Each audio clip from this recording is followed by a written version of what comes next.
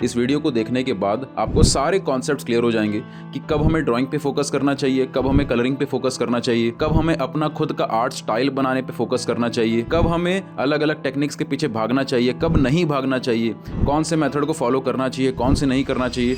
अगर आप drawing paintings बनाते हैं तो ये एक वीडियो आपको आपके 4 साल के आर्ट कॉलेज से ज़्यादा क्लैरिटी देगी, एजुकेट करेगी। मेरा नाम रियांश राहुल है। अगर आप लोग पहली बार मुझसे कनेक्ट हो रहे हैं, मुझे लगभग 10 साल होने वाले हैं आर्ट के फील्ड में एज ए प्रोफेशनल आर्टिस्ट काम करते हुए। मैंने 250 से ज़्यादा कमीशन आर्टवर्क्स पे काम किया है, कई सारी पेंटिंग सेल करी है, कई सारे गैलरीज और एग्जीबिशंस में लाइव डेमो दिया है पास्ट में, और आज की डेट में मैं अपनी एकेडमी रियांश राहुल एकेडमी का फाउंडर हूँ, जो साल के 2.5 से 3 करोड़ का रेवेन्यू कर रही है।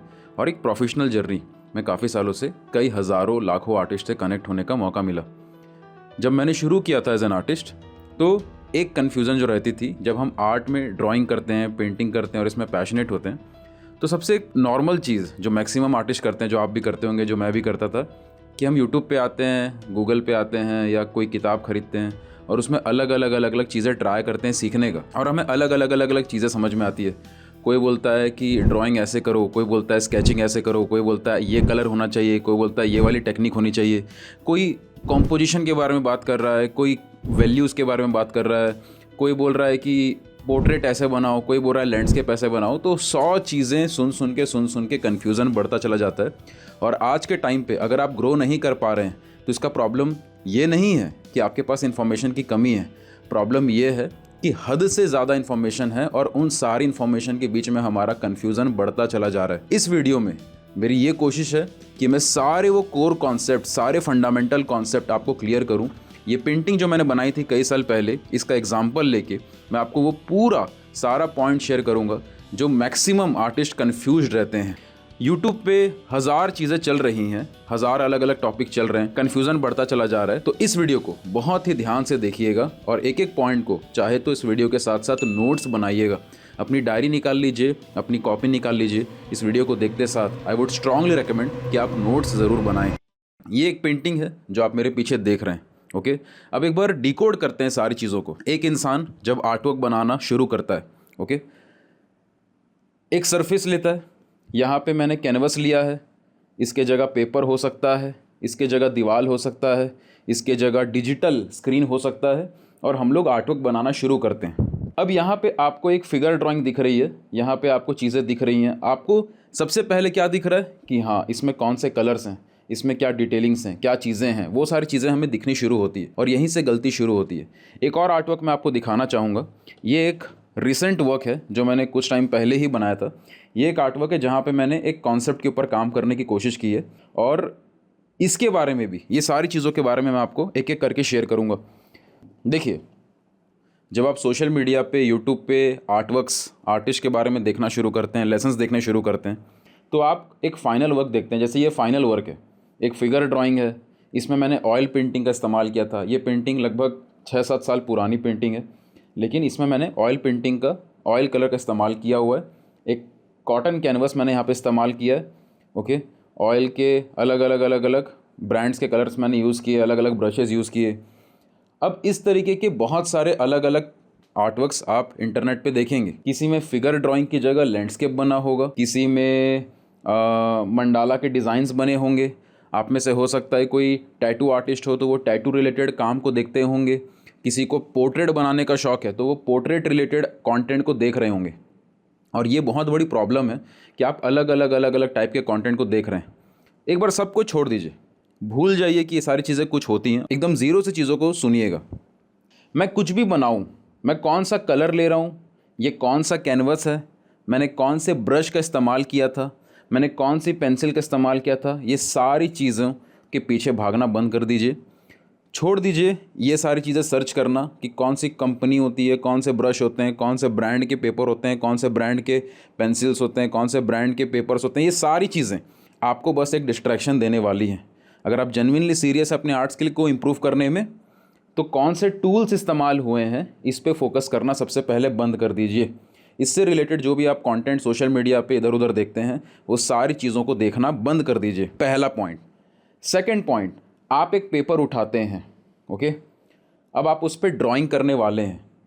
ये सोचना छोड़ दीजिए कि मैं फिगर ड्राइंग बनाऊंगा, कि मैं चेहरा बनाऊंगा, कि मैं लैंडस्केप बनाऊंगा, कि मैं एक पेड़ बनाऊंगा।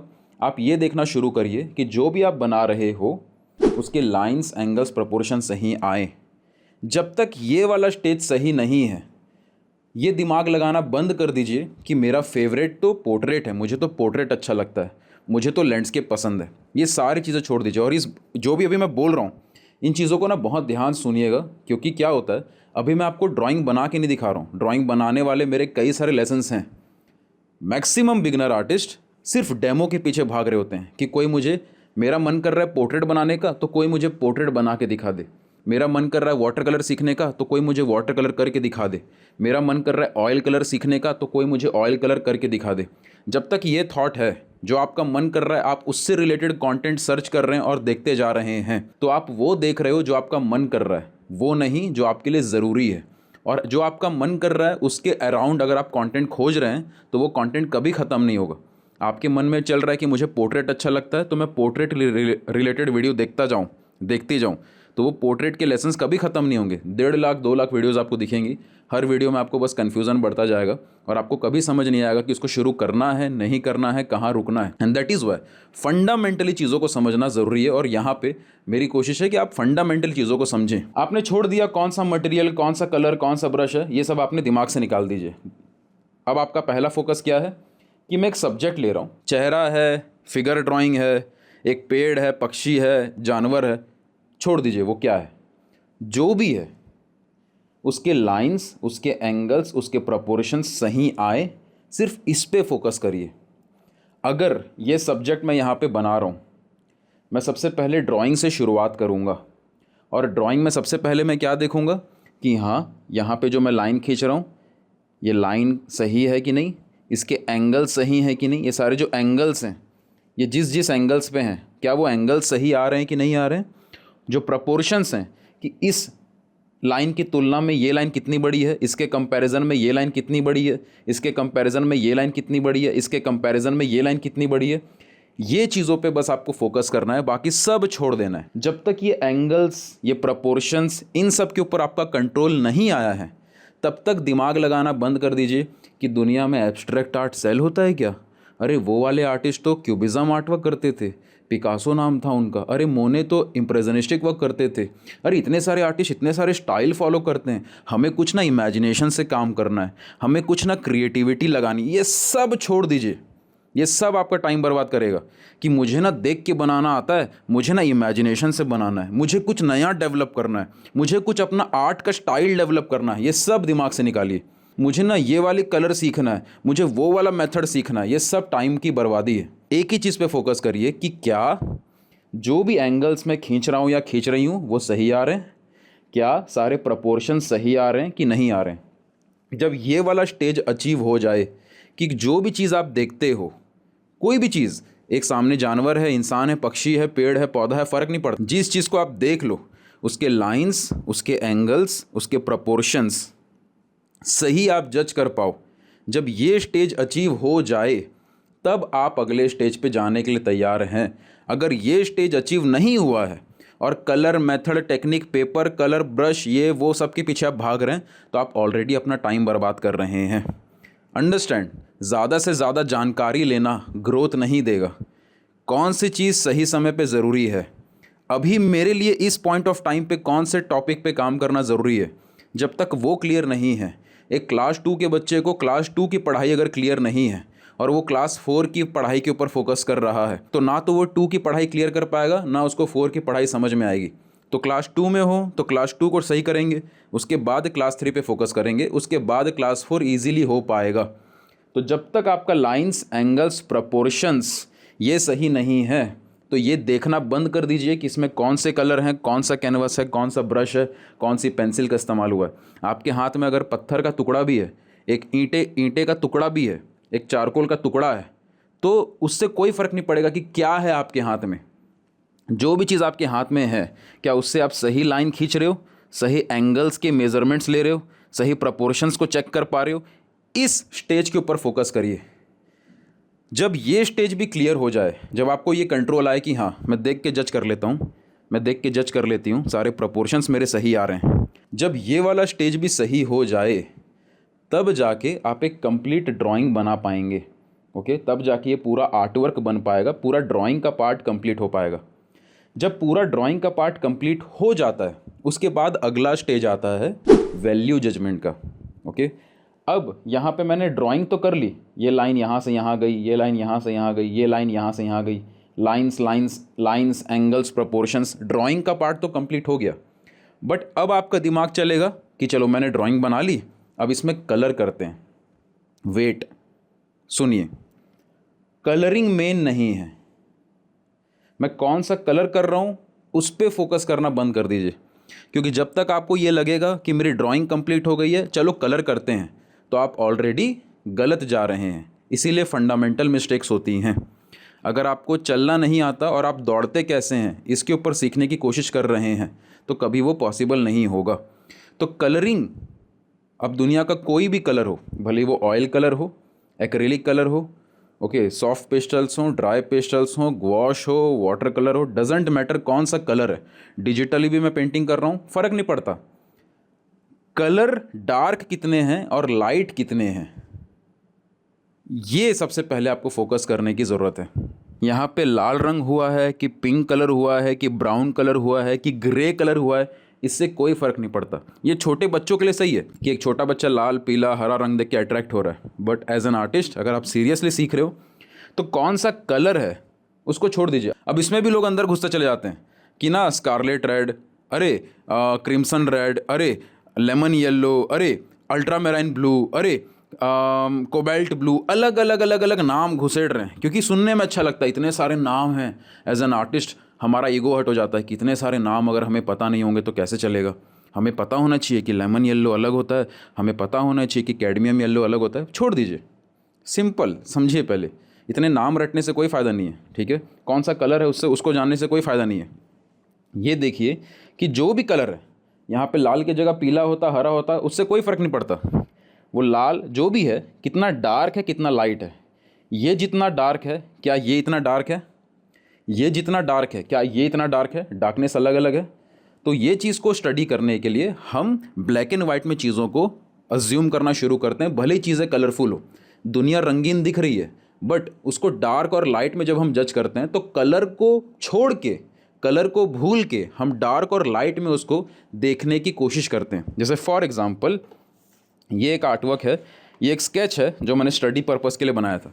नाउ इस स्केच में मैंने कलर यूज़ नहीं किया है, बट यहाँ पे सिर्फ डार्कनेस और लाइटनेस, कितना चीज़, कौन सा चीज़ कितना डार्क है, कौन सी चीज़ कितनी लाइट है, कहाँ पे कितनी डार्कनेस है कितनी लाइटनेस है, ये चीज़ की स्टडी करने को हम वैल्यू जजमेंट, वैल्यू स्टडी बोला जाता है। और ये स्टडी सबसे इंपॉर्टेंट है। अगर ये स्टडी आप नहीं कर रहे हैं तो आप दुनिया की कोई भी कलरिंग, कोई भी कलर को नहीं सीख सकते। अगर वैल्यू जजमेंट सही है तब जाके आप कोई भी कलर सीख पाएंगे। हाँ, आपके दिल में आ रहा है अरे मुझे ना वाटर कलर बड़ा पसंद है, कोई बोलता है अरे मुझे ना एक्रिलिक कलर बड़ा पसंद है, किसी को एक्रिलिक कलर करते हुए देख लिया, सोशल मीडिया पे किसी आर्टिस्ट को ऑयल पेंटिंग बनाते हुए देख लिया, मन में अट्रैक्शन आ गया कि हाँ ऑयल पेंटिंग तो मेरा प्यार है, इसको मुझे सीखना है। किसी आर्टिस्ट को एक्रिलिक से ना बहुत सुंदर आर्टवर्क बनाते हुए देख लिया, अरे एक्रिलिक, मुझे एक्रिलिक सीखना है। उसके बारे में जानकारी इकट्ठे करते फिर रहे हैं कि कौन कैसे होता है एक्रिलिक। हाँ अच्छा, एक्रिलिक जल्दी सूख जाता है तो उसको कैसे यूज़ करें, उसमें क्या क्या टेक्निक होती है, फिर उसमें घुसते चले जाते हैं। ये नहीं देख रहे हैं कि अभी हमारा क्लास 2 क्लियर नहीं हुआ है और क्लास 10th को हम लोग ट्राई कर रहे हैं स्टडी करने का। यहीं पे प्रॉब्लम आती है। ये मत देखिए कि हाँ सोशल मीडिया पे कोई ऑयल कलर कर रहा है, कोई एक्रिलिक कलर कर रहा है, कोई पेंसिल कलर कर रहा है, तो आप कन्फ्यूज़ हो रहे हो। और उसको देखने के बाद जब अट्रैक्शन मन में आ गया तो उससे रिलेटेड फिर आप जानकारी इकट्ठी कर रहे हो। फिर जितनी जानकारी आप इकट्ठी कर रहे हो वो आपका कन्फ्यूज़न और बढ़ाते चले जाएगी, क्योंकि वो इन्फॉर्मेशन जो आप ले रहे हैं वो काम की नहीं है। सबसे पहले आपका वैल्यू जजमेंट कि आप डार्कनेस और लाइटनेस की स्टडी करें, आप डार्कनेस और लाइटनेस की स्टडी करें। और जब तक डार्कनेस और लाइटनेस की स्टडी आप नहीं करोगे कोई भी कलर सीख पाना पॉसिबल नहीं है। एक बार डार्कनेस और लाइटनेस की आपकी स्टडी हो गई, उसका अगला स्टेज आता है कि आप अलग अलग कलर मीडियम जो आपके फेवरेट हैं उस पर फोकस कर सकते हो। लेकिन जब तक डार्कनेस और लाइटनेस की स्टडी नहीं हुई है, कितना डार्क करना है कितना लाइट करना है, ये अगर आपको क्लैरिटी नहीं आ रही है, तब तक कलरिंग की इम्प्रूवमेंट नहीं हो पाएगी। ये है कोर फंडे एक आर्टवर्क को बना पाने का। यहाँ तक हमने सिर्फ टेक्निकल पार्ट कवर किया है। इतना अगर आप कर लेंगे तो आप टेक्निकली स्ट्रांग हो जाएंगे कि आप कोई भी आर्टवर्क जो रियल वर्ल्ड में चल रहा है उसको देख के स्टडी कर सकें, उसके लाइन्स एंगल्स प्रोपोर्शन पहले सही हो, उसके बाद कंप्लीट ड्राइंग बनने के बाद उसकी डार्कनेस और लाइटनेस को आप सही कर सकें, उसके बाद कोई भी कलर मीडियम आप यूज़ कर पाएंगे। ये बेसिक ग्राउंड है। अगर इतना नहीं है तो इसके बियॉन्ड जो एडवांस चीज़ें हैं उन सबको करने का, सीखने का, जानने का कोई फ़ायदा नहीं है। अगर इतना सही नहीं है तो बाकी सारी चीज़ें बस एक डिस्ट्रैक्शन है, बस एक टाइम की वेस्टेज है। नाउ जब इतनी चीज़ें हो जाती हैं तब जाके हमारा स्टडी एक्चुअल में होना शुरू होता है। अगर मुझे लाइंस, एंगल्स, प्रोपोर्शंस ये सारी चीज़ों की क्लैरिटी है तब जाके मैं रैंडम स्केचेस बना पाऊँगा, तब मैं क्विक स्केचेस और बेटर कर पाऊँगा। हमने कहीं से सुन लिया कि ना डेली ना 50 स्केचेस करो, डेली 100 स्केचेस बनाओ, डेली 20 स्केचेस बनाओ। ये सारी एडवाइस एकदम काम की नहीं है। आप स्केच बना रहे हो, ये सारी एडवाइस बिल्कुल काम की नहीं है। आप बस स्केच बनाते जा रहे हो, कॉपी भरते जा रहे हो, पेंसिल रगड़ते जा रहे हो, बट आपको क्लैरिटी नहीं है कि जो एंगल्स आप खींच रहे हैं, जो प्रोपोर्शंस आप बना रहे हैं वो सही है कि नहीं है। तो आपकी ये स्केचेस बनाने का कोई फ़ायदा नहीं है। बस कहीं से सुन लिया कि practice makes a man perfect और आप प्रैक्टिस करे जा रहे हैं तो उसका कोई फ़ायदा नहीं है। एक इंसान को ओलंपिक्स में दौड़ना है, उसने कहीं से सुन लिया practice makes a man perfect, अब वो सुबह शाम रात दोपहर दौड़ रहा है और दौड़ते दौड़ते बिस्तर पे जाएगा, वो ओलंपिक्स में नहीं जा पाएगा। एक स्ट्रैटेजी चाहिए, एक अंडरस्टैंडिंग चाहिए। तो ये अंडरस्टैंडिंग आपको होनी ज़रूरी है। नाउ जब ये हो जाए, अब यहाँ पे कई लोग यहाँ पे आके अटक जाते हैं। जैसे कि आपने सोशल मीडिया पे देखा होगा कि कोई एक्टर की ड्राइंग बना रहा है, कोई किसी हीरोइन का स्केच बना रहा है, चेहरा बना दिया एक पेपर पे, रियलिस्टिक सा सुंदर दिख रहा है, लोग खुश हो गए कि वाह कितना सुंदर आर्टवर्क बनाया है। लेकिन ये एक बेसिक लेवल है, इतना आपका बेयर मिनिमम है। इसके बाद आर्ट की कहानी आगे शुरू होती है। इतना तो ऑब्वियस है, ये जो चीज़ें मैंने बताई ये ऑब्वियस है, इतना क्लियर होना नॉर्मल है। उसके बाद आप कॉम्पोजिशन को स्टडी करना शुरू करते हैं। अभी तक क्या था कि फॉर एग्ज़ाम्पल मैंने एक रेफरेंस लिया, मैंने एक इमेज ली, मैंने खुद एक फ़ोटो खींची, या फिर मैंने एक किसी और आर्टिस्ट का या किसी और की फ़ोटो को यूज़ किया ताकि मैं अपनी टेक्निकल स्ट्रेंथ पे काम कर सकूं, कि मेरे लाइन्स एंगल्स वगैरह सही हों, कि मेरी डार्कनेस लाइटनेस में जज कर पाऊँ, कि कोई भी कलर मीडियम उसके बाद में सीख पाऊँ। ये सारी चीज़ों को मैं यूज़ कर रहा हूँ किसी और का रेफरेंस। अब आता है कॉम्पोजिशन, कि मैं ये भी देख पाऊँ कि ये जो सब्जेक्ट मैंने यूज़ किया है वो कहाँ पे रहेगा तो ज़्यादा अच्छा लगेगा। ये उसके आगे का स्टेज है। इस स्टेज पे हम ये देखते हैं कि हम अपने आर्टवर्क में चेंजेस कैसे ऐड करें। जैसे फॉर एग्जांपल अगर मैं इस पर्टिकुलर आर्टवर्क की बात करूं तो ये आर्टवर्क को मैंने एक रेफरेंस था एक आर्टिस्ट का, एक बहुत बड़े इंटरनेशनल आर्टिस्ट हैं, उनके वर्क को एज ए रेफरेंस यूज़ किया था। बट ये जो फेस आप देख रहे हैं, इस फेस को मैंने इमेजिनेशन से बनाया था कम्प्लीटली, क्योंकि फेस में मैं चाहता था कि मैं थोड़े चेंजेस ऐड करूँ और अपने मन से ये पूरा फेस ड्रॉ करूँ। नाउ अब आपने एक वर्ड सुन लिया, इमेजिनेशन। अब कई लोगों के दिमाग में ये चीज़ पहले से चल रही होगी कि हमें भी ना इमेजिनेशन से ड्रॉ करना है, हमें भी चीज़ों को सोच के बना पाना है। अब ये सुनने में कितना अट्रैक्टिव लगता है, लेकिन ये सारी चीज़ें आपने पहले ही दिमाग में भर ली है। मैंने क्या बोला, जब तक जो मैंने आपको पहले के स्टेजेस बताए वो अगर क्लियर नहीं है तो ये इमेजिनेशन, क्रिएटिविटी, इमोशन, मैसेज, ये सब सोचना छोड़ दीजिए। ये सब आपका टाइम बर्बाद करने वाले हैं। अपना खुद का स्टाइल बनाना, ये सब छोड़ दीजिए, ये सब आपका टाइम बर्बाद करने वाले हैं। जब इतना स्टेप सही हो जाए फिर जाके आप कॉम्पोजिशन के बारे में सोचना शुरू करते हैं प्रॉपर लेवल पे, कि हाँ टेक्निकल स्ट्रेंथ मेरे पास है कि मैं कुछ भी लाइन्स, एंगल्स वगैरह देख पा रहा हूँ, ऑब्जर्व कर पा रहा हूँ। क्योंकि जब आप लाइन्स, एंगल्स, प्रोपोर्शंस इन सब पे कंट्रोल पाते हो तब जाके आपकी ऑब्जर्वेशन एक्चुअल में इंप्रूव होती है। ऑब्जर्वेशन का मतलब सिर्फ देखना नहीं होता, आप मेरे चेहरे को देख रहे हो और ऑब्जर्व कर रहे हो। क्या होता है इसका मतलब, व्हाट इज़ ऑब्जर्वेशन? मैं देख रहा हूँ एक पेड़ को 1 घंटा बैठ के देख रहा हूँ, इसका मतलब ये नहीं कि मैंने उस पेड़ को ऑब्जर्व कर लिया। हमें लगता है कि हम एक पत्थर को 4 घंटा बैठ के देख लेंगे तो हम ऑब्जर्व कर रहे हैं। आप 4 घंटे से उस पत्थर को सिर्फ देख रहे हो, ऑब्जर्व नहीं कर रहे हो। 4 घंटे से आप एक पेड़ को बैठ के देख रहे हो तो आप सिर्फ देख रहे हो, ऑब्जर्व नहीं कर रहे हो। ऑब्जर्वेशन तब इम्प्रूव होगी जब आपका कंट्रोल होगा लाइन्स, एंगल्स, प्रोपोर्शंस के ऊपर। क्योंकि जब आपके लाइंस, आपके एंगल्स, आपके प्रोपोर्शन सही होते हैं, उसके ऊपर आपका कंट्रोल होता है, उसके बाद आप एक पेड़ को देखते हैं या एक पत्थर को देखते हैं या किसी भी चीज़ को देखते हैं, तब एक्चुअल में वो लाइंस, वो एंगल्स, प्रोपोर्शंस को आप खोज पाते हो उस सब्जेक्ट के अंदर। अगर आपके लाइंस, एंगल्स, प्रोपोर्शंस के ऊपर कंट्रोल है और आप मेरे चेहरे को देख रहे हैं, तब आप एक्चुअल में ऑब्जर्व कर पाओगे कि ये लाइन कैसी है और इस लाइन की तुलना में ये लाइन कैसी है, इसकी तुलना में ये लाइन कैसी है, इसके कंपैरिजन में ये वाला एंगल कैसा है। ये चीज़ें आप ऑब्जर्व एक्चुअल में कर पाओगे। और जब आपकी डार्कनेस और लाइटनेस क्लियर होती है कि कितना डार्क करना है, कितना लाइट करना है, तो वो चीज़ें अगेन आप ऑब्जर्वेशन में ला पाते हो कि ये कितना डार्क है, इसके कंपैरिजन में ये कितना डार्क है, इसके कंपैरिजन में ये कितना डार्क है, इसके कंपैरिजन में ये कितना डार्क है, लाइट है। ये है एक्चुअल ऑब्जर्वेशन। रियल वर्ल्ड को हम तभी ऑब्जर्व कर पाएंगे जब ये हमारे कोर फंडामेंटल स्ट्रांग हो। नाउ जब आपके कोर फंडामेंटल स्ट्रांग हैं, आप लाइंस, एंगल्स, प्रोपोर्शन सही जज कर पा रहे हैं, भले वो फोटो से हो या रियल लाइफ से हो, आप जज कर पा रहे हैं, आप डार्कनेस और लाइटनेस को स्टडी कर पा रहे हैं। जब इतना आप कर लेते हो तब जाके आपकी ऑब्जर्वेशन बढ़ती है। और उस ऑब्जर्वेशन के बेसिस पे जब आप कॉम्पोजिशन के रूल्स भी साथ में सीखते हैं कि हाँ ये सब्जेक्ट है, ये सब्जेक्ट को मैं यहाँ बनाऊँ तो ज़्यादा अच्छा लगेगा, या इस आर्टवर्क को मैं थोड़ा सा और क्रॉप करता तो वो ज़्यादा अच्छा लगता, इसको मैं यहाँ तक बनाता तो ज़्यादा अच्छा लगता क्या। ये सारे क्वेश्चन जब आने शुरू होते हैं, उस समय दिमाग में ये नहीं चलना चाहिए कि यार प्रोपोर्शन मिस्टेक हो गया, यार ये डार्कनेस लाइटनेस समझ में नहीं आ रही है। वो नहीं होना चाहिए, वो क्लियर हो चुका होना चाहिए। जब ये क्लियर हो गया, उसके बाद जब आप कॉम्पोजिशन स्टडी करना शुरू कर रहे हैं, वहाँ पे फिर आप एक्सपेरिमेंट करते हैं कि हाँ जो सब्जेक्ट को आज तक मैं सिर्फ देख के बना रहा था या बना रही थी, अब उसमें मैं चेंजेस भी ऐड करूँ।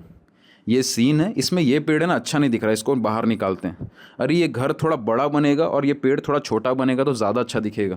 अरे ये फिगर ड्राइंग में ये चेहरा थोड़ा सा ऊपर ले जाएं, फिगर को थोड़ा ऊपर ले जाएं और नीचे में एक और बेंच बना दें, वो ज़्यादा अच्छा लगेगा। ये जो डिसीजंस हैं कि चेंजेस कर सकते हैं अपने आर्टवर्क में, ये जो क्रिएटिविटी है, ये तभी आती है जब आपका टेक्निकल पार्ट, जो कोर फंडामेंटल्स हैं, वो क्लियर हो।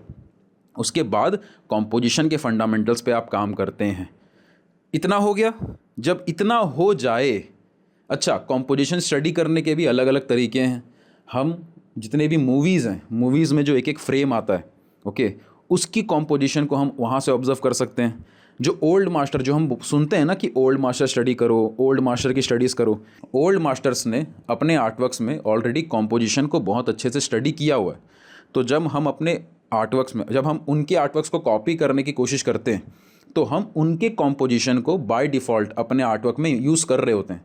तो वहाँ से हमें एक सीख मिलती है कि इस आर्टिस्ट ने ये चीज़ को ऐसे क्यों बनाया, इस आर्टिस्ट ने ये वाले सब्जेक्ट को ऐसे क्यों रखा, वो वाली नॉलेज हमारी खुलती है। तो बेसिकली हमारी कॉम्पोजिशन के ऊपर नॉलेज डेवलप होनी शुरू होती है। इतना हो गया। अब आप ध्यान से सुनिए, जब मैं ये सारी बातें कर रहा हूँ तो यहाँ पे कभी भी ये सारी चीज़ें नहीं आई हैं अभी तक कि इमेजिनेशन से बनाना चाहिए, क्रिएटिविटी होनी चाहिए, आपके आर्टवर्क में स्टोरी होनी चाहिए, एक मैसेज होना चाहिए, ठीक है, एब्स्ट्रैक्ट आर्ट देख के ऐसा करो, आर्ट में चेंजेस करो, कुछ नहीं। ये सब हटाओ, ये सब पंचायती है, हटाओ ये सबको, सिंपल करिए। इतना हो गया। कॉम्पोजिशन आपकी सही हो गई, चीज़ें आपकी स्ट्रक्चर हो रही हैं, चीज़ें आप कहाँ रखना है ये सब आप जजमेंट कर पा रहे हो। जब ये हो पाता है तब जाके जो पहले आप स्केचेस कर रहे थे, लाइन्स, एंगल्स, प्रोपोर्शन, ये सारी चीज़ें सही होने के बाद जो आपके स्केचेस आप रैंडमली कर रहे थे, अब आप उन स्केचेस में भी कॉम्पोजिशन की अलग अलग चीज़ें ट्राई करते हो।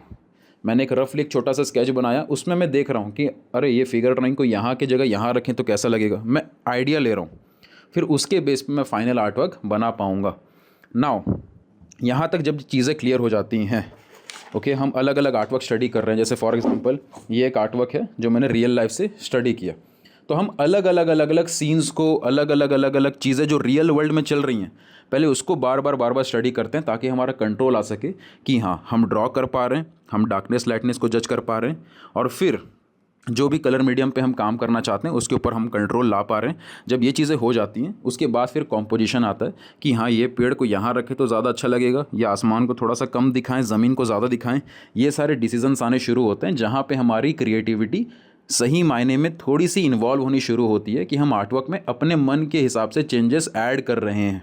जब इतना हो जाए तब जाके हमारा आर्टवर्क में थोड़ा डेप्थ आना शुरू होता है। अभी आप देखेंगे कि बहुत सारे लोग सोशल मीडिया पे एक्टर की फ़ोटो बनाते हैं या किसी हीरोइन का चेहरा बनाते हैं, तो वो चेहरा बना हुआ है, पीछे वाइट पेपर छूटा हुआ है।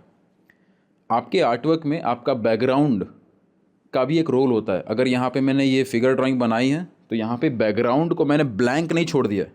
यहाँ पे हो सकता है दीवार हो सकता है कोई पीछे कोई दूसरा सीन हो, जो भी हो, वो बैकग्राउंड भी सपोर्टिंग एलिमेंट होता है आपके मेन सब्जेक्ट का। ओके, और ये चीज़ बहुत मैटर करती है, ये सारे थॉट प्रोसेस बहुत मैटर करते हैं, और बेसिकली ये सारी चीज़ें कॉम्पोजिशन का ही हिस्से में आती हैं। मैं किसी का चेहरा बना के एक पेपर पे छोड़ दूं लेकिन बैकग्राउंड को यूज़ ना करूं, या बैकग्राउंड के ऊपर मेरा कोई थॉट ना हो कि मैं बैकग्राउंड को इस तरीके से ले सकता हूं, या बैकग्राउंड को अगर मैं छोड़ रहा हूं तो मेरा कोई रीज़न है जिसके वजह से मैं छोड़ रहा हूं, ये सारे अगर थॉट्स मेरे क्लियर नहीं हैं तो बेसिकली जो कॉम्पोजिशन की अंडरस्टैंडिंग है उसके ऊपर मैंने बिल्कुल काम नहीं किया है। और इन सारी चीज़ों के बीच में ये सारी बातें जो चल रही है, ये फंडामेंटल मेन पॉइंट्स हैं। इन सारी बातों के बीच में हम छोटी छोटी चीज़ों को और ऑब्जर्व करते हैं जो रियल वर्ल्ड में हम देखते आए हैं। जैसे उदाहरण के तौर पे अगर मैं ये फिगर ड्राइंग बना रहा हूँ और अगर ये फिगर सामने है और बेंच, ये जो बेंच है वो पीछे है, क्योंकि ऑब्वियस ही बात, अगर मैं सामने बैठा हूँ तो बेंच पीछे होगा, तो ये चीज़ें जो हैं, बेंच पीछे होगा तो ये जो एजेस होंगे वो थोड़े से ब्लर होंगे एज़ कम्पेयर्ड टू जो सामने की चीज़ें हैं वो। इसकी जो एज है ये थोड़ी ज़्यादा शार्प होगी, ये शार्प होगी, प्लस जो चीज़ें पीछे जा रही हैं वहाँ पे एजेस थोड़े से ब्लर होंगे। नाउ ये जो छोटी छोटी कॉन्सेप्ट्स हैं, ये चीज़ें हम नेचर में देख के ऑब्जर्व करके सीखते हैं। ये छोटे छोटे जो बारीकियाँ हैं जो एक रियल नेचर में जो हमें देखने को मिलता है कि अगर कोई चीज़ पास है तो उसकी एजेस शार्प दिख रही हैं, वो चीज़ें दूर जा रही हैं तो उसकी एजेस थोड़ी सी धुंधली दिख रही है। और एक फ्लैट सरफेस पे, क्योंकि ये एक कैनवस फ्लैट है या पेपर फ्लैट है या स्क्रीन फ्लैट है, तो हमें ये फील कराने के लिए कि एक चीज़ आगे है, एक चीज़ पीछे है, एक चीज़ और पीछे है, इन सारी चीज़ों को फील कराने के लिए हम नेचर को ऑब्जर्व करते हैं कि जो चीज़ पास है उसकी एजेस बहुत शार्प होती हैं, जो चीज़ पीछे हैं उसकी एजेस थोड़ी ब्लर होती हैं, और जो चीज़ें दूर जाते जा रही हैं वो थोड़ी और ब्लर होती जा रही हैं। ये नेचर में चीज़ें ऑलरेडी अवेलेबल हैं, लेकिन जब हम टेक्निकली स्ट्रेंथ पे काम करते हैं कि लाइन्स, एंगल्स, प्रोपोर्शन को हम कंट्रोल कर सकें, वो हमारी स्टडी का पार्ट है। फिर उसके बाद डार्कनेस, लाइटनेस की स्टडी हम कर पा रहे हैं। जब ये चीज़ें हम कर रहे होते हैं तब जाके ये जो स्मॉल चीज़ें हैं जो कि बहुत इंपॉर्टेंट है, वो चीज़ें हम अपने आर्टवर्क में इम्प्लीमेंट करना शुरू करते हैं। जब इतनी चीज़ें हो जाती हैं, कॉम्पोजिशन के ऊपर आप काम करने लगते हो, कॉम्पोजिशन के ऊपर आपकी नॉलेज गेन होने लगती है, उसके बाद जाके इतना क्लैरिटी आने के बाद उसके बाद जाके आप ये एक्सपेरिमेंट करना आपका एक्चुअल में शुरू होता है। इससे पहले नहीं, इसके बाद शुरू होता है।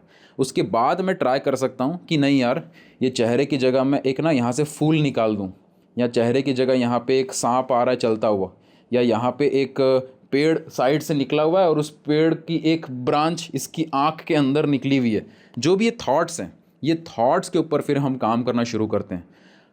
अब यहाँ से एक्चुअल में आर्ट स्टाइल का जो कॉन्सेप्ट है वो इसके बाद आता है।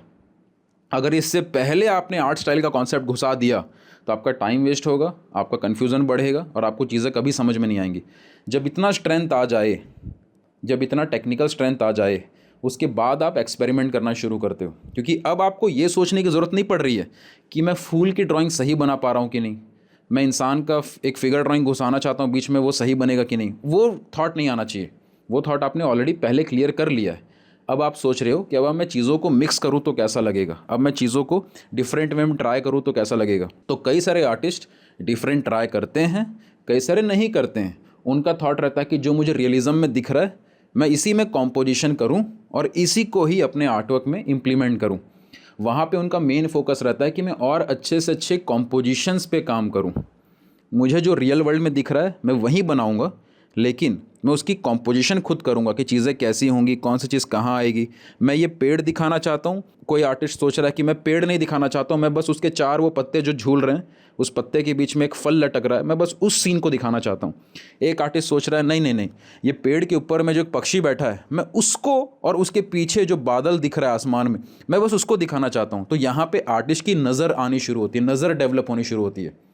तो कई सारे आर्टिस्ट इन रियल नेचर को, और आप देखेंगे जब आर्ट की हिस्ट्री को आप देखेंगे या जितने भी आर्टिस्ट के वर्क्स को आप देखेंगे, कोई स्टिल लाइफ पे काम कर रहा है, कोई किसी बर्ड के आर्टवर्क पे काम कर रहा है, कोई वाइल्ड लाइफ पे काम कर रहा है, वो रियल नेचर को ही बना रहे हैं, लेकिन वो दिखा रहे हैं जो वो दिखाना चाहते हैं।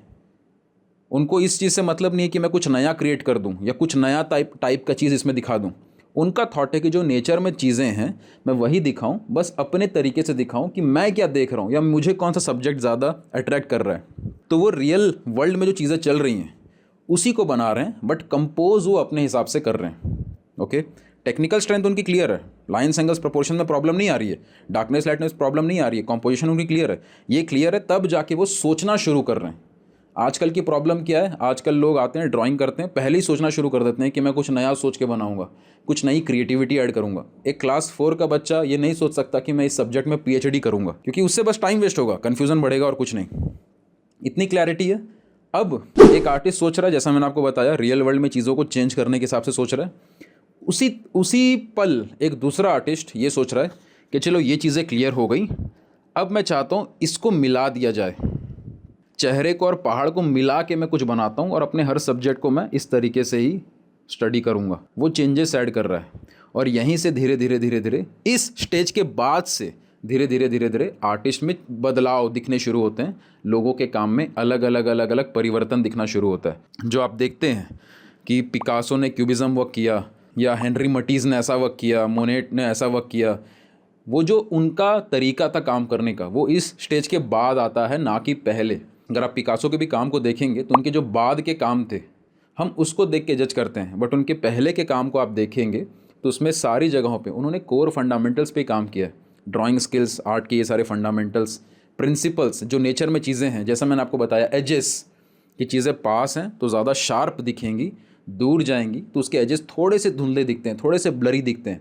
ये जो चीज़ें हैं जो नेचर में अवेलेबल है इसको प्रिंसिपल्स बोला जाता है। तो ड्राइंग की स्किल्स, ये फंडामेंटल्स की समझ और प्रिंसिपल्स की अंडरस्टैंडिंग जो नेचर में है, दुनिया के सारे आर्टिस्ट इस चीज़ के ऊपर पहले काम करते हैं, ये वाला स्टेज तक पहुंचते हैं, उसके बाद क्रिएटिविटी, सोच के बनाऊंगा, इमेजिनेशन पे काम करूंगा, नया टाइप का बनाऊंगा, वो सब उसके बाद शुरू होता है। सबसे बड़ी गलती जो आज के टाइम पे आप लोग कर रहे हो कि ये चीज़ों को पहले करने का ट्राई कर रहे हो और 1000 चीज़ों के पीछे भाग रहे हो। ये कलर, वो मेथड, ये टेक्निक, ये कुछ काम का नहीं है। इन मेन चीज़ों को पकड़िए और इन मेन चीज़ों पे बस फोकस करिए। नई जानकारियाँ लेते रहने से ग्रोथ नहीं मिलेगी। जो मेन चीज़ें हैं उसको बार बार करते रहने से, उसको बार बार रिपीट करते रहने से ग्रोथ मिलेगी। साइकिल बार बार चलाओगे, पैडल कैसे मारना है, बैलेंस कैसे करना है, इस पे फोकस करोगे तो साइकिल चलानी आ जाएगी। 4 बार गिरोगे लेकिन गिरने के बाद फिर से उठोगे और मेन चीज़ों पे फोकस करोगे कि बैलेंस करना था, पैडल मारना था, सामने कोई आए तो घंटी बजानी है, हटना है, ये है आपका मेन टारगेट। लेकिन आप साइकिल चलाना छोड़ के, घंटी कितने टाइप की आती है, कौन कौन सी सीट्स आती हैं, साइकिल के कौन कौन से कलर होते हैं, कौन सी कंपनी होती है, कौन सी साइकिल को कैसे चलाना होता है, अरे गियर वाली साइकिल में ऐसे भी होता है, अरे नॉर्मल साइकिल में ऐसा भी होता है, ये सब चीज़ों के पीछे भाग रहे हो और एक बार साइकिल से गिर गए तो डर गए कि अरे गिर गए मतलब ये काम नहीं कर रहा। हम साइकिल चलाते चलाते गिर कैसे गए, अभी कोई दूसरा टेक्निक चाहिए हमें चलाने का, ये टेक्निक काम नहीं कर रही है, हम साइकिल से गिर गए हैं, हमें दूसरा टेक्निक सिखाओ। कभी ग्रोथ नहीं मिलेगी, टाइम बढ़ता जाएगा। और इसी चक्कर में मैक्सिमम आर्टिस्ट इंडिया में 98% लोग ग्रो नहीं कर रहे हैं, क्योंकि मेन चीज़ें आपने छोड़ दी है। इन मेन चीज़ों को सही करिए। उसके बाद जब ये चीज़ें हो जाती हैं कि हम अलग अलग एक्सपेरिमेंट करते हैं, कि हम किसी आर्टिस्ट को देख रहे हैं कि वो एब्स्ट्रैक्ट आर्ट बना रहा है। अब जब मैं ड्राइंग फंडामेंटल्स की बात करता हूँ, कई सारे जो स्टूडेंट्स हैं उनका सवाल आता है, सर आप एंगल्स, प्रपोर्शंस, डार्कनेस, लाइटनेस ये सब की बात कर रहे हो, मैं तो ये आर्टिस्ट को देख रहा हूँ, ये तो एब्स्ट्रैक्ट आर्ट करते हैं, इसमें तो ऐसा कुछ नहीं है। ऐसा नहीं है। दुनिया का कोई भी एब्स्ट्रैक्ट आर्ट आप देखेंगे, आप उसमें पाएंगे कि जो वो शेप्स, जो वो कॉम्प्लिकेटेड शेप्स बनाना चाह रहे हैं, उसमें भी लाइंस, एंगल्स, प्रपोर्शंस की कंट्रोल उनके पास होता है। वो चाह रहे होते हैं वैसा बनाना, वो गलती से नहीं बन जाता। कॉम्पोजिशन उसमें भी लागू होता है कि कौन सा डार्क कहाँ पे कितना रखना है कि वो ओवरऑल आर्टवर्क सुंदर लगे, विजुअली अट्रैक्टिव लगे, एंगेजिंग लगे।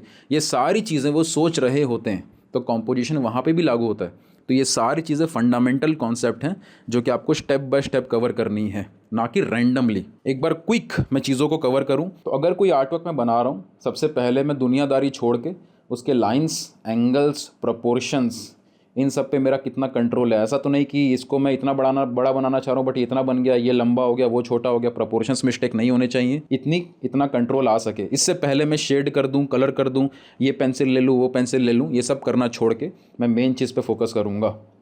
जब इस चीज़ पे मैं प्रॉपरली काम कर रहा हूँगा उसके बाद मैं सोचूंगा कि डार्कनेस और लाइटनेस की स्टडी कैसे करी जाती है, कितना डार्क कितना लाइट करना है, वो चीज़ सही करने पे कोशिश करूँगा। वो चीज़ सही हो गई, उसके बाद मैं सोचूंगा कि कौन सा कलर करूँ, क्योंकि अगर आपकी डार्कनेस लाइटनेस क्लियर है तब जाके आप कलर मीडियम को सीख पाएंगे। उससे पहले अगर आप कलर मीडियम में दिमाग लगा रहे हैं कि मेरी ड्राइंग अच्छी होती है, मुझे कलर सीखना है, अगर आप कलर नहीं सीख पा रहे हो दैट मीन्स ऐसा नहीं कि आपको कलर नहीं आता, दैट मीन्स अभी आपने फंडामेंटल्स पे सही से काम नहीं किया है। आप चलना छोड़ के दौड़ने का ट्राई कर रहे हो, इसलिए वो ठीक नहीं हो रहा है। तो बार बार दौड़ना सॉल्यूशन नहीं है, चलने को सीखना सॉल्यूशन है। तो कलर सही नहीं हो रहा है क्योंकि आपका डार्कनेस लाइटनेस अभी क्लियर नहीं है और ड्राइंग सही जगह पे नहीं है। ड्राइंग सही करा आपने, पहले लाइन्स एंगल्स प्रोपोर्शंस पे काम किया, उसके बाद आपने डार्कनेस लाइटनेस की स्टडी करी। जब ये हो गया तब आपने बोला कि चलो मैं वाटर कलर करना चाहता हूँ, चलो मैं ऑयल कलर करना चाहता हूँ। अब जो कलर मीडियम आप चूज़ करेंगे उस कलर मीडियम के बारे में आप बेसिक अंडरस्टैंडिंग समझेंगे कि ये कलर मीडियम को यूज़ कैसे करना है। कि अगर हम ऑयल कलर कर रहे हैं तो फिर हम देखते हैं कि हाँ, ऑयल के अंदर मिक्सिंग करने के लिए लिंसेड इस्तेमाल होता है, हाँ ये वाले ब्रशेस इस्तेमाल होते हैं। ये चीज़ें इस स्टेज पे क्लियर होने के बाद आ रही हैं, पहले से नहीं। ओके, कि बेसिक अंडरस्टैंडिंग हमें मिल जाए। लेकिन एक लेवल तक इन्फॉर्मेशन काम आती है, उसके बियॉन्ड अगर आप इन्फॉर्मेशन के जाल में फंस गए हैं तो फिर आप इन्फॉर्मेशन लेते रह जाएंगे, जीवन निकल जाएगा, काम इंप्रूव नहीं हो पाएगा। जैसे कि अगर मैं ड्रॉ कर रहा हूँ, मैं लाइंस, उसके एंगल्स, उसके प्रपोर्शंस पे काम कर रहा हूँ, तो मेरा दिमाग इतना लगना चाहिए कि मुझे एक बेसिक पेपर मिल जाए, मुझे एक बेसिक पेंसिल मिल जाए और एक बेसिक इरेज़र मिल जाए। इतना पहले हो कि मैं काम शुरू करूँ। अगर मैं वहाँ पे फंस गया, कितने टाइप के पेपर आते हैं, अच्छा ये भी पेपर होता है, अरे जीएसएम में ऐसा ऐसा भी होता है, अरे ये वाला कलर भी आता है, ये वाला इरेज़र भी आता है, ये वाले शार्पनर भी आते हैं, तो मैं वहाँ पे घुसता चला जाऊँगा और वो कभी ख़त्म नहीं होगा। दुनिया के बड़े से बड़े आर्टिस्ट को इस बात की नॉलेज नहीं है कि दुनिया में कितने टाइप के मटेरियल्स आते हैं, उसको इस बात की नॉलेज है कि फंडामेंटल्स पे फोकस कैसे करना है, उसके कोर कॉन्सेप्ट्स की क्लैरिटी उसको होती है। दुनिया के बड़े से बड़े बाइक के राइडर को ये नहीं पता है कि कितने टाइप की बाइक बनी है दुनिया में, कौन कौन सी कंपनी की होती है, कितने कलर की होती है। उसको ये पता है कि एक बाइक को कितना बेस्ट तरीके से चलाया जा सकता है, डिफरेंट से डिफरेंट सिचुएशन में कितना हैंडलिंग करा जा सकता है। नो डाउट बाद में डिटेलिंग्स आती है, बाद में, लेकिन शुरू में नहीं। शुरू में जो चीज़ मैं आपको शेयर कर रहा हूँ, जब ये हो जाए तो हाँ, कल की डेट में आप कोई कमीशन आर्टवर्क करना चाहते हो, कोई प्रोजेक्ट आप बना रहे हो, तब आप सोच सकते हो कि ये पेपर ना ज़्यादा दिन तक चलेगा नहीं, मैं ये बेटर पेपर लेता हूँ, क्योंकि क्लाइंट को ये पेपर मैं अगर आर्टवर्क बना के दूंगा तो ये आर्टवर्क कई साल तक चलेंगे, क्वालिटी वाइज ये ज़्यादा बेटर है। वो सब बात की बात है, जब आप प्रोफेशनली काम करना शुरू कर चुके होंगे तब ये जानकारियाँ काम आती हैं। शुरू से अगर आप इन चीज़ों के पीछे भाग रहे हैं और आप मेन चीज़ों को छोड़ चुके हैं तो सिर्फ टाइम वेस्ट हो रहा है। ठीक है, ये चीज़ हो गई। डार्कनेस लाइटनेस की स्टडी करी, उसके बाद जब मैं कलर भी कर रहा हूँ तो मुझे बेसिक नॉलेज काफ़ी है कि हाँ कौन से कलर लिए हैं, हाँ कैमल के ऑयल पेंट्स लिए हैं, ठीक है। अब 1500 टाइप के कलर होते हैं, कौन से कलर मीडियम को लेना चाहिए, किसमें क्या होता है, उतना डिटेल्स नहीं चाहिए अभी। ये कलर होते हैं, हाँ ये बेसिक ब्रशेज़ होते हैं, ये बेसिक कैनवस होता है, इतनी नॉलेज मिल गई। अब आगे काम पे लगते हैं, उस काम को पहले समझते हैं कि ऑयल पेंटिंग अगर कर रहे हैं तो हाँ ऑयल पेंटिंग इस लेवल पे हमने अचीव कर लिया। अब जानकारी सोच सकते हैं कि इस कैनवस की जगह इस कैनवस को हम लिया जा सकता था, इस ब्रश की जगह ये ब्रश भी हम और बेटर वे में यूज़ कर सकते हैं। वो बेटर है कि नहीं है वो आप तभी समझेंगे जब आपको पहले की चीज़ क्लियर हो। मुझे अगर बाइक की पूरी नॉलेज है, बाइक चलाते कैसे हैं, चलाते समय कैसा फील हो रहा है, उसकी पूरा कंट्रोल है, तब जाके उससे बेटर बाइक मैं लूँगा, तब डिफरेंस बता पाऊँगा। लेकिन अगर मैं पहली बार बाइक चलाना सीख रहा हूँ तो वो बाइक 1 लाख वाली बाइक है कि 2 लाख वाली बाइक है कि 5 लाख वाली बाइक है, तीनों में फ़र्क क्या है, वो फ़र्क मुझे कभी समझ में नहीं आएगा। तो पहले आपके पास जो कोर मटेरियल्स हैं, बेसिक मटेरियल्स हैं, उसका इस्तेमाल करके फोकस कहाँ करना है, इन कोर स्किल्स के ऊपर।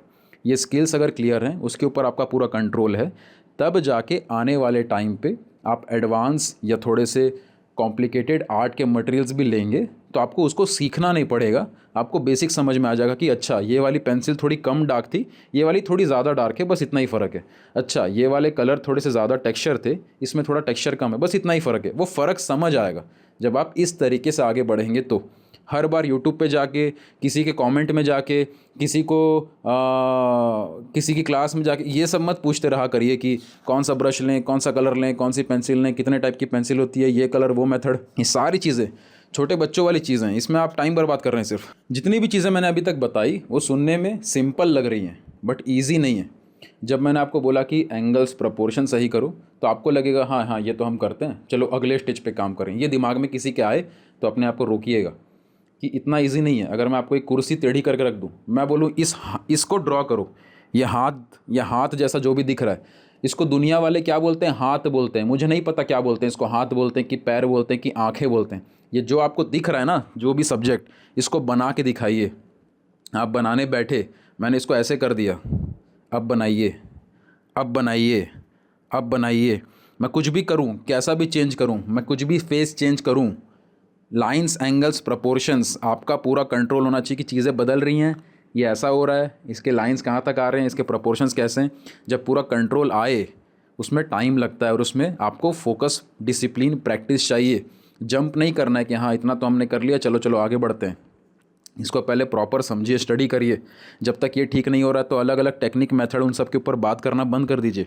उसके ऊपर अलग अलग लेसन्स देखना बंद कर दीजिए, टाइम बर्बाद करना बंद कर दीजिए। जब ये सही हो रहा है, फिर डार्कनेस, लाइटनेस, इतना ईजी नहीं है ये बोलना कि ये तो ज़्यादा डार्क है, ये उससे कम डार्क है, इतना तो हमें आता है, ऐसा नहीं होता है।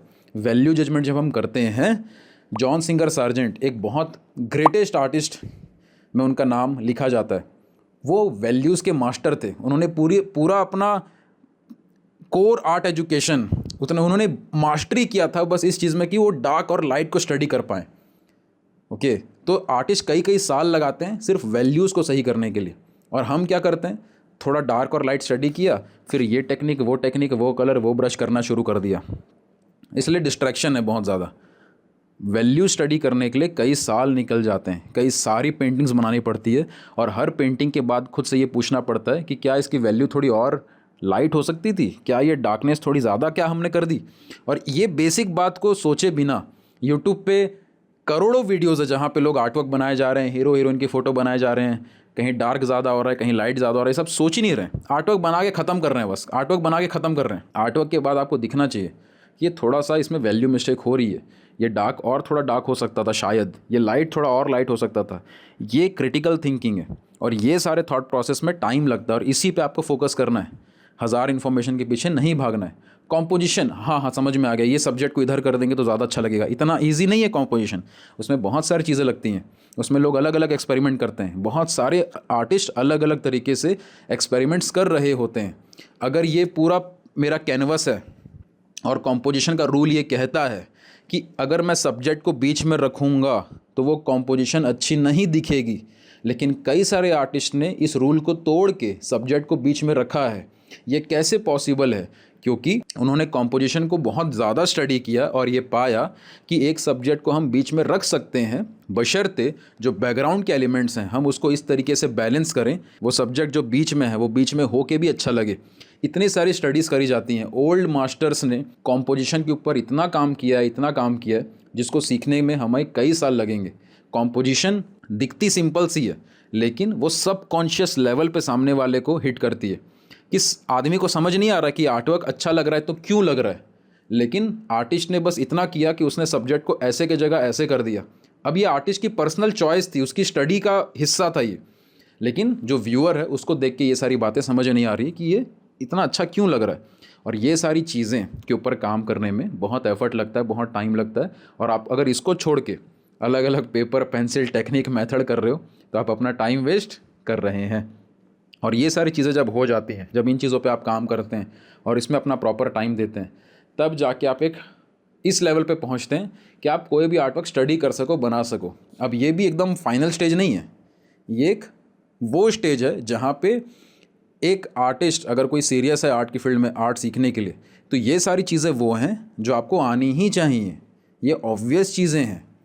इसके बिना आप अगर आगे का कुछ भी सोच रहे हो कि मैं करियर बना लूँगा, मैं तो आर्ट के कमीशन वर्क में अच्छे लेवल पे पहुँच जाऊँगा, मैं तो पेंटिंग सेल कर दूँगी, इसके आगे वो सब अगर सोचना शुरू कर दिया आपने, तब तो आप ऑलरेडी फंस चुके हैं। इतनी चीज़ों को पहले स्ट्रॉन्ग करना है। इतनी चीज़ें जब सही हो जाती हैं, इतनी चीज़ें जब क्लियर हो जाती हैं, फिर आप आर्टवर्क स्टडी करते हैं कि हाँ मैं रियलिज्म पे काम करूँ, कि मैं अपने आर्टवर्क में चेंजेस करूँ। फिर वहाँ पे थॉट्स का इन्वॉल्वमेंट होना एक्चुअल में शुरू होता है। अब मेरी पर्सनल विचारधारा, मेरे पर्सनल थॉट प्रोसेस मेरे आर्टवर्क में मुझे कैसे रिप्रेजेंट करने हैं, मैं इस लेवल पे भी सोच पाऊँगा। इससे पहले नहीं सोच पाऊँगा, इसके बाद सोचना शुरू होगा।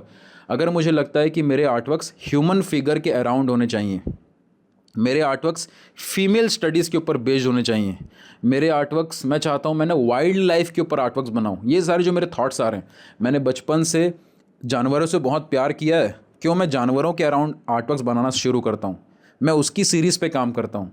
मैं ना हाउसवाइफ की जो जर्नी है, जो स्ट्रगल है, उसको बहुत ज़्यादा क्लोजली स्टडी करता हूँ, तो क्या मैं उसके ऊपर काम करूँ, ये सारे थॉट आने शुरू होते हैं।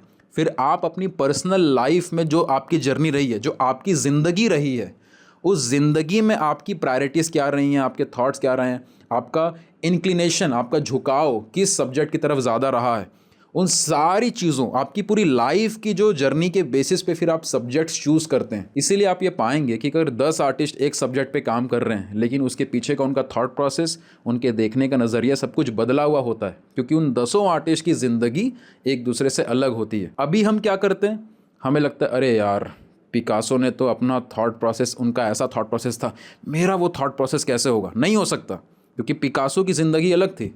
मेरा थॉट प्रोसेस वैन गॉग जैसा कैसा हो सकता है, मैं वैन गॉग जैसा विचार रखना चाहता हूँ, नहीं हो सकता। वैन गॉग की लाइफ अलग थी, मेरा थॉट प्रोसेस ना डाविंची के जैसा, मैं डाविंची जैसा आर्टिस्ट बनना चाहता हूँ, नहीं हो सकता। डाविंची की लाइफ अलग थी, वो अपनी लाइफ के बेसिस पे फाइनली जो आर्टवर्क्स बनाते हैं वो बनाते हैं, उनके फाइनल आर्टवर्क्स में उनकी लाइफ के रिफ्लेक्शंस होते हैं, और वो चीज़ आप कॉपी नहीं कर सकते क्योंकि उनकी लाइफ अलग थी।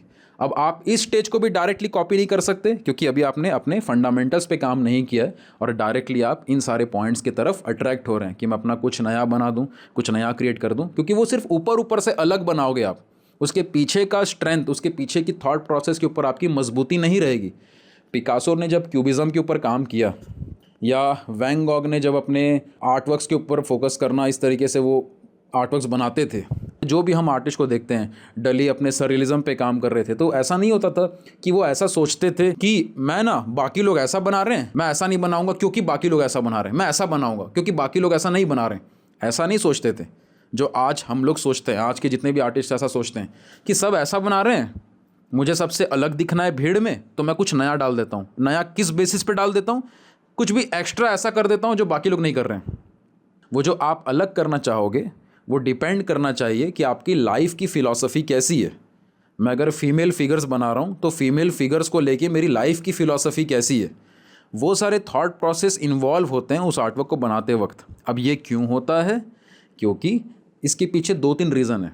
पर्सनल रीज़न तो ये है कि अगर जो थॉट प्रोसेस या जो लाइफ आपने जी है उसके बेसिस पे आप सब्जेक्ट चूज़ करते हैं, उसके बेसिस पे आप अपने आर्टवर्क्स को आगे कंटिन्यू करते हैं, तो उस आर्टवर्क को आप बहुत टाइम तक कंटिन्यू कर पाएंगे, क्योंकि आपका जो पास्ट है वो चेंज नहीं हो जाएगा, वो सेम रहेगा। आपके जो बिलीव्स हैं, आपके जो फिलॉसफीज़ हैं लाइफ को लेके, वो बदलती नहीं है, वो सेम रहती हैं। हाँ, belief system over a period change होते हैं, तो आर्टिस्ट के काम में भी बदलाव दिखता है, लेकिन जो आपकी लाइफ जो आपने ऑलरेडी जी ली है पास्ट में, जिसकी मेमोरीज आपके दिमाग में ऑलरेडी है, वो बदल नहीं जाएंगी, वो एकदम से चेंज नहीं हो जाएंगी। और क्योंकि वो चेंज नहीं हो जाएंगी, आपके आर्टवर्क में कंसिस्टेंसी दिखती है। आप एक तरीके के आर्टवर्क को बार बार ज़्यादा बनाना प्रीफर करते हैं, तब जाके वो आर्टवर्क एक्चुअल में आपका आर्ट स्टाइल बनता है। क्योंकि आप ये बोल पाते हो कि ये मेरा स्टाइल है, इसलिए नहीं क्योंकि मैं स्टाइल बनाना चाहता हूँ, इसलिए क्योंकि मेरी लाइफ ऐसी है कि मैं इस तरीके के आर्टवर्क के प्रति ज़्यादा झुकाव रखता हूँ या झुकाव रखती हूँ।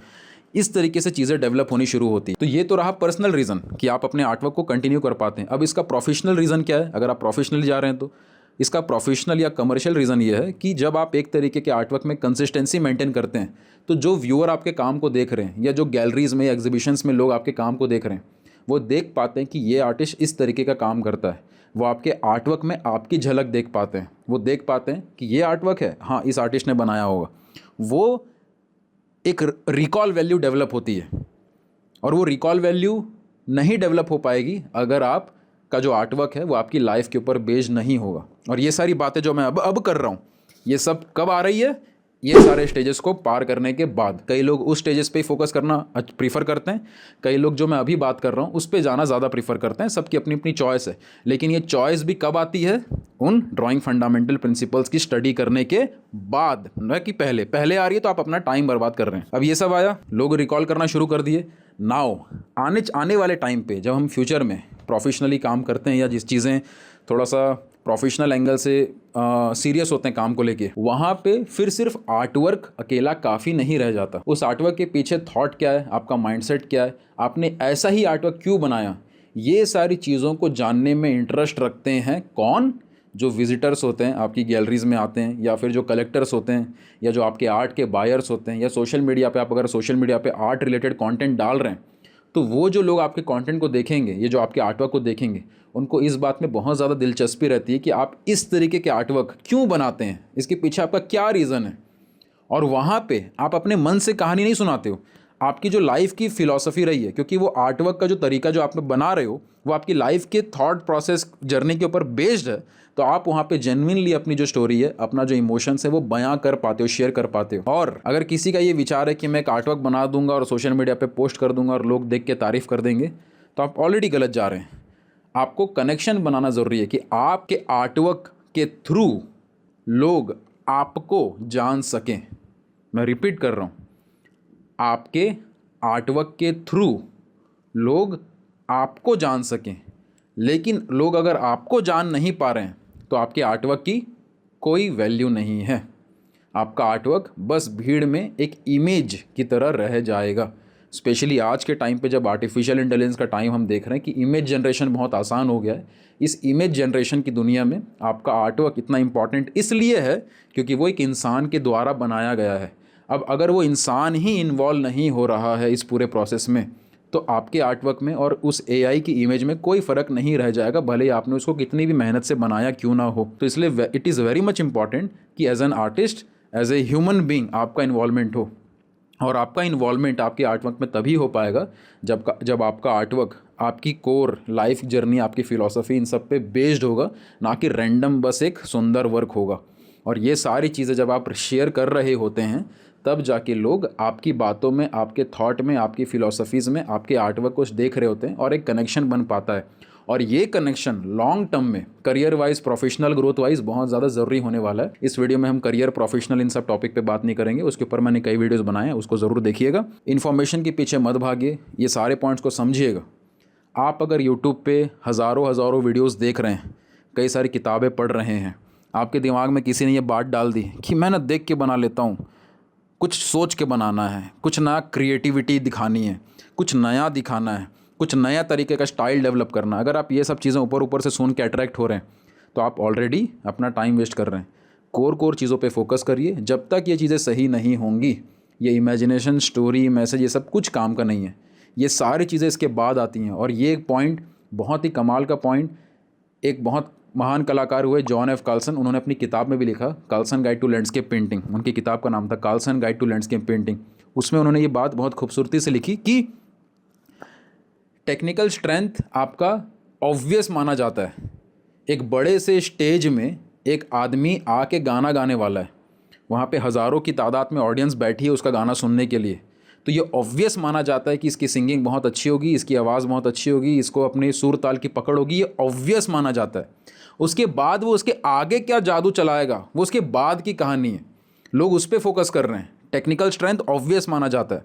तो अगर आप आर्ट के फील्ड में आ रहे हैं और आप ये सोच रहे हैं कि मैं अपने आर्टवर्क में कुछ नया दिखा दूँ, कुछ इमेजिनेशन से दिखा दूँ, कुछ क्रिएटिविटी कर दूँ, अगर आप ये सब चीज़ों को सोच रहे हैं, तो जिस चीज़ की मैंने इस वीडियो में बात करी है कि आपका कंट्रोल इतना होना चाहिए कि जो भी चीज़ आप देखो, उसके लाइंस, उसके एंगल्स, उसके प्रोपोर्शंस आप पूरा कंट्रोल हो, कॉम्पोजिशन की समझ आपको प्रॉपरली हो, डार्कनेस लाइटनेस की स्टडी आप कर रहे हो, बिना डिस्ट्रैक्शन के कि मैं ये पेपर, ये पेंसिल, इन चीज़ों पे फोकस करूँ, ये सारी बातें आपको ऑब्वियस होनी चाहिए, पता होना।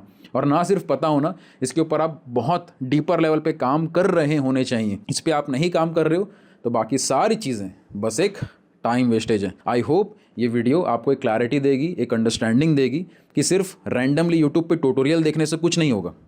अगर आपने इस वीडियो को ध्यान से सुना है तो थोड़ी क्लैरिटी आई होगी कि बस अलग अलग इन्फॉर्मेशन, अलग अलग पेपर पेंसिल के बारे में जानने से और अलग अलग सब्जेक्ट को देख के अट्रैक्ट होने से और किसी भी आर्टिस्ट को सोशल मीडिया पे देख के उसको कॉपी करते रहने से इम्प्रूवमेंट नहीं आएगी। अगर चीज़ें आपको क्लियर हुई हों तो इस वीडियो को ज़रूर शेयर करिएगा, क्योंकि ये जो अंडरस्टैंडिंग है ना, इंडिया में अगर आपको ये प्रॉब्लम है तो आप मान के चलिए 97-98% लोगों को ये प्रॉब्लम है। हर दूसरा आदमी, अगर मैं किसी भी रैंडम किसी पर्सन को देखूं जो आर्ट की फील्ड में सीरियस है, वो यही सेम गलती कर रहा होता है, यही सेम गलती कर रहे होते हैं। और क्योंकि आज के ज़माने में जानकारियाँ इतनी भर गई हैं कि हमें लगता है और जानकारी चाहिए, और जानकारी चाहिए, और जानकारी चाहिए। अरे और जानकारी नहीं चाहिए, जो अननेसेसरी चीज़ें हैं उसको हटाना चाहिए। आपको 50 करोड़ वीडियोस काम नहीं करेंगी, आपको वो 4 चीज़ें काम करेंगी जो आपके लिए ज़रूरी हैं। साइकिल के बारे में दुनिया भर की जानकारी, दुनिया भर की किताब पढ़ के, दुनिया भर के ट्यूटोरियल देखने से कुछ नहीं होगा। जो मेन चीज़ है कि पैडल मारो, बैलेंस करो, 4 बार गिरने के बाद भी जो सेम प्रोसेस है उस प्रोसेस पे ट्रस्ट करके उसको फॉलो करो और लंबे समय तक फॉलो करो। ये जो कोर चीज़ें हैं, इसके अलावा हर दूसरी चीज़ जिस पे आप फोकस कर रहे हो वो बस आपका टाइम वेस्ट करने वाली है। तो this is the core point. अगर ये वीडियो क्लियर लगी, क्लैरिटी आई, तो शेयर करिए इस लेसन को मैक्सिमम से मैक्सिमम आर्ट लवर्स तक, ताकि उनको ये चीज़ें समझ में आए। और इंडिया में जो आर्ट एजुकेशन की प्रॉब्लम है कि हम कॉलेजेस जा रहे हैं, डिग्री ले रहे हैं, 50 किताबें पढ़ रहे हैं, उन सब के बजाय हम अपने सही स्किल्स पे फोकस करें और एक्चुअल में ग्रो पा सकें। ठीक है, मिलता हूँ मैं आपको आने वाले लेसन्स में। इस चैनल से कनेक्टेड रहिएगा। I would love to share more and more knowledge with you. आने वाले समय में और टॉपिक्स में शेयर करूँगा। स्टे कनेक्टेड, सब्सक्राइब करके कमेंट में अपना विचार, अपने थॉट्स ज़रूर लिखिएगा। उससे मुझे समझ में आता है कि हाँ, इस तरीके के लेसन्स, क्योंकि इंडिया में यार पोर्ट्रेट बना दो लोग खुश हो जाते हैं, थोड़ा कलर करके दिखा दो लोग खुश हो जाते हैं, यही चल रहा है। डीपर अंडरस्टैंडिंग, क्लियर कॉन्सेप्ट्स, इन सब की समझ, इन सब को जानने वाले कितने लोग हैं मुझे तभी समझ में आएगा जब आप कमेंट में सारी बातें बताते हैं। और अभी तक तो बहुत प्यार मिला है आपसे, आप लोग बताते हैं, तो मैं आगे चीज़ें और शेयर करता जाऊँगा। इसके नीचे भी कमेंट ज़रूर करिएगा। मिलता हूँ मैं आपको आने वाले लेसन्स में। इससे पहले मैं वीडियो एड करूँ, एक छोटा सा और सरप्राइज़ आप सबके लिए। जिन कॉन्सेप्ट की मैं बात कर रहा हूँ, लाइन्स एंगल्स प्रोपोर्शंस, इसके ऊपर हमने एक फ्री सीरीज़ बनाई है आपके लिए।